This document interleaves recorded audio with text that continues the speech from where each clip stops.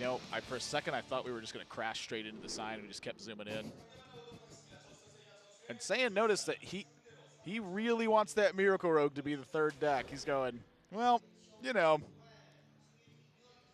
3 tries feels a lot better than 2.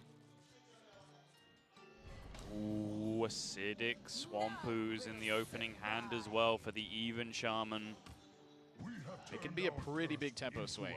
You know, that SamuelTsao often is very reliant on the dagger to clean up some of the work, but this ooze is going to end up occupying mana, and it's going to end up offsetting a Henge Clan Thug turn, it looks like. Yeah, that's the big problem, is that Rogue will generally try and curve 1 drop on 1, 2 drop on, hit the dagger on 2, and then Henge Clan Thug on 3.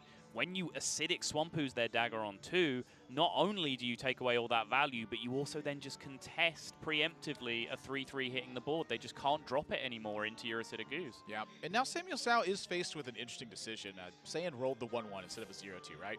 So in this spot, SamuelTsao has the ability to just hit that 1-1 with his Dire Mole, drop 2 Fireflies, and say, go ahead.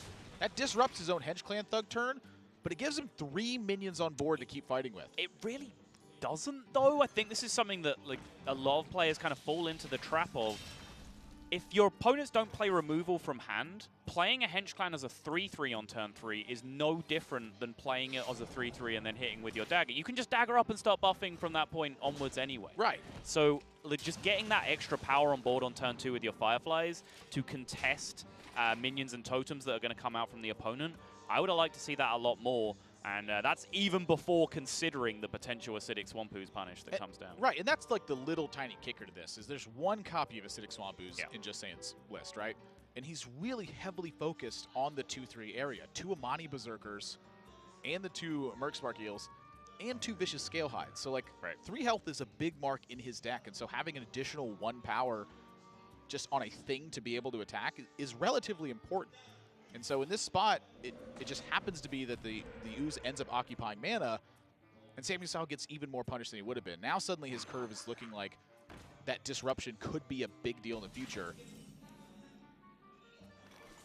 But this is going to be test number 1. Can Saiyan fight off against a Henge Clan Thug? That's a tall order. It really is. Saiyan, with the hand that he has, it's very clunky. There are very few tempo plays available to him. The Scalehide was one of the few that he had, and he just had to play it out as a minion there. Didn't really gain any tempo from it at all. He doesn't have any Mercspark Eels. He has no real way to counterpunch the board. Yep. So from here, his plan really just has to be stall the board, soften it up as much as you can, don't take too much damage, and just hope a Hagatha sweep can get you there with the coin later in the game. Yeah, I'm looking at a hand of Fungal Mancer, Scalehide, or Scalebane, Vile Spine Slayer. Like, this hand is nuts from SamuelTsao. You almost successfully named a Hearthstone card there. Well, I was going to say Green Skin, but that one's not looking so good this turn. Okay. So,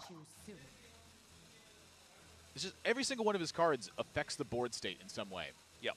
And granted, that's a large part of the deck, but there's nothing Saiyan can do on the following turn that can stop Samuel from playing these cards, and that's really the big deal. Speaking of stopping from playing your cards, SamuelTsao is really considering the merits of this Flame Elemental on the board versus in the hand. His hand is so expensive and so clunky that he's very unlikely to be able to Vile Spine anything in the near future if he doesn't hold on to that Flame Elemental. Yeah. He can choose to just trust his deck.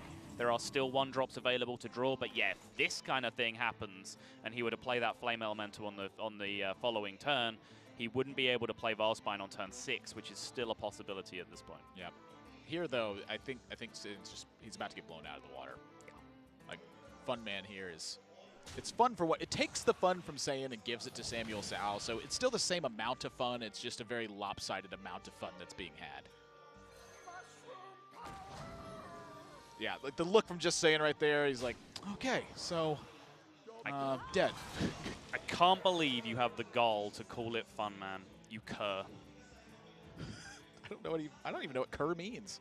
When you break that down, that was low-key really damn clever, by the way. Just want to throw that out there. Oh, well, everything you say is clever, so I believe you. And if it's TJ would not believe you. He has mentioned multiple times that he has not believed me this weekend, just flat out. What is cur? What does that mean? I'm ignorant of what the definition of the word cur is. It's like it's like an antiquated word for like trying to get a good comparison. You don't get the word yob either, do you? That's a very British word. Well, I'm not from. Like a problematic person of a lower class, I guess, would be my go-to definition. Problematic person of a lower class. Thank you. Right. It's very fitting.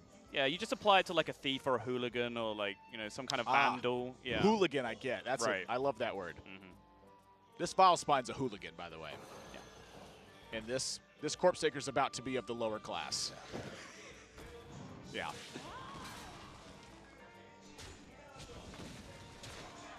Sinks the damage. There is 8, 11, 14, 15 set up on board, so Saiyan has to make a defensive play happen here. Picks up Merkspark, which is a defensive play, does have Argus available, but none of this is just looking in any way good enough. These are games that are won outside of the game, where the deck